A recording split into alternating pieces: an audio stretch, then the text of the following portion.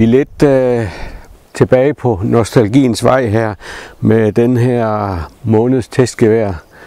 Det er en JP Sauer und Sohn, som det hedder, fra Suhl, og det er vel et af de mest udbredte våben i Europa.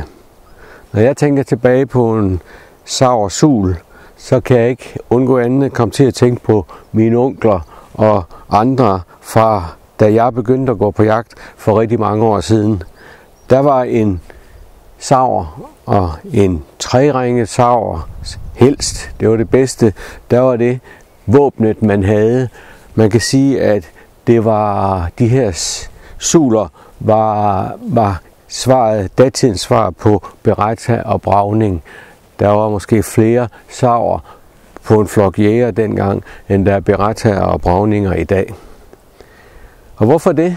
Jamen, det er fordi, at det her var det, man kunne kalde gedigen tysk kvalitet. Den her er fra 1943, og den åbner og lukker og virker som den dag, den forlod fabrikken, der i slutningen af 2. verdenskrig. I øvrigt et af de sidste civile våben, som blev lavet under 2. verdenskrig. Det er en helt klassisk tysker, som man siger. Ser den her med pistolskæfte, kindpude, og den her er så med forholdsvis lange løb, 76 cm. Ellers så var der mange af dem, der var på 71 cm, som vi også kender det i dag. Dobbelt aftrækker, uden ejektor. Man kunne også få en Harbig, som det her hedder, med ejektor, men så er den dyrere. Sauer var jo navnet sammen med nogle af de andre, Simpson, Mefford og så belgierne, når vi taler om de kontinentale europæiske våbentyper. Det er en bokslås, en Anson og Dealey lås, og med greenerbolt, som går ind her, som er den kontinentale europæiske måde at lave det på. Og det er selvfølgelig fuldstændig gedigent og holder til næsten hvad som helst. Den her var oprindeligt en 1265'er, den er boret ud til 1270 så i dag, og den er trykprøvet, så man kan sagtens bruge den til stålhagl.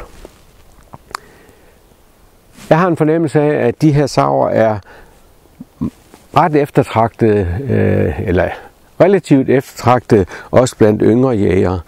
Nogen arver dem, nogen kender dem fra onkel eller bedstefar, eller måske oldefar, og har hørt historier om utallige hartrampejagter og agerhønsejagter på i Midt- og Vestjylland med sauren over skulderen og hunden i fin stand. Så der er ofte en god historie knyttet til sådan en. Og jeg vil også sige, at arvede jeg sådan en, så vil jeg også få den sat i stand, få den til at virke, fordi man vil så have et gevær med en historie og et gevær for resten af livet. Selvom den også var bedstefars i hele hans liv.